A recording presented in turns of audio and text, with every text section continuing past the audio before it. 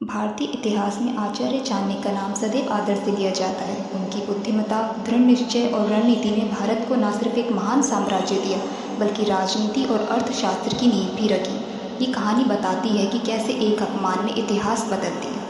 पाटलिपुत्र में नंद वंश का राज था। एक दिन आचार्य चाणक्य राज्यसभा में पहुंचे।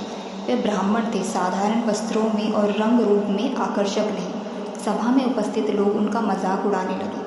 राजा ने हंसते हुए ब्राह्मण से कहा, तुम्हारे जैसे दुबले पतले व्यक्ति राजाओं के सामने क्या कर सकते हैं? चाणक्य ने शांत स्वर से उत्तर दिया, समय आने पर यही ब्राह्मण तुम्हें सिंहासन से उतार देगा।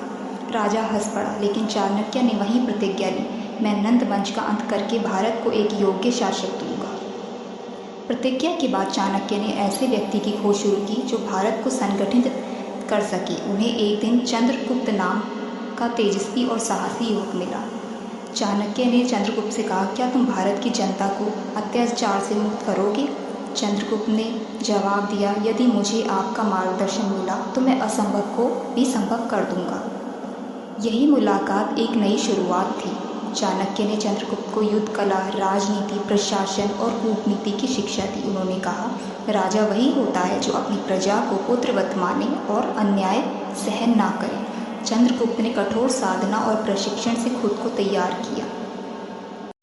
प्रारंभ में जब चंद्रगुप्त ने नंद वंश पर आक्रमण किया तो असफलता हाथ लगी। सेना कमजोर थी और अनुभव कम, लेकिन चाणक्य ने हार मानने के बजाय नई नीति बनाई। उन्होंने जनता में नंदों के अत्याचार की सच्चाई फैलाई। गांव-गांव जाकर लोगों को समझाया कि प्रजा ही असली शक्ति है। धीरे धीरे जनता और सैनिकों का समर्थन मिलने लगा। लंबे संघर्ष के बाद आखिरकार वह दिन आया जब चंद्रगुप्त ने पाटलिपुत्र पर विजय प्राप्त की।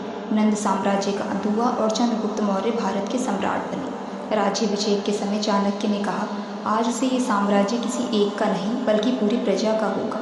चंद्रगुप्त के शासन को सुदृढ़ बनाने के लिए चाणक्य ने अर्थशास्त्र नामक महान ग्रंथ लिखा।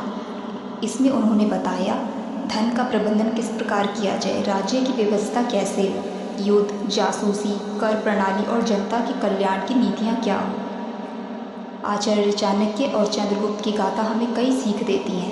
अपमान से आहत होकर भी सही दिशा और संयम से महान कार्य किए जा सकते हैं। सही मार्गदर्शन से साधारण व्यक्ति भी असाधारण बन सकता है। जनता की शक्ति किसी भी साम्राज्य की नींव होती है। धैर्य, परिश्रम और अनुशासन से ही विजय संभव है। आचार्य चाणक्य और चंद्रगुप्त मौर्य की ये कहानी केवल इतिहास नहीं बल्कि जीवन का प्रेरणा स्रोत है। यह हमें बताती है कि यदि व्यक्ति के पास दृढ़ निश्चय, सही मार्गदर्शन और जन सहयोग हो तो वह असंभव को भी संभव बना सकता है। कहानी अच्छी लगी हो तो चैनल को सब्सक्राइब कीजिएगा और लाइक, कमेंट एंड शेयर ज़रूर कीजिएगा। Thank you.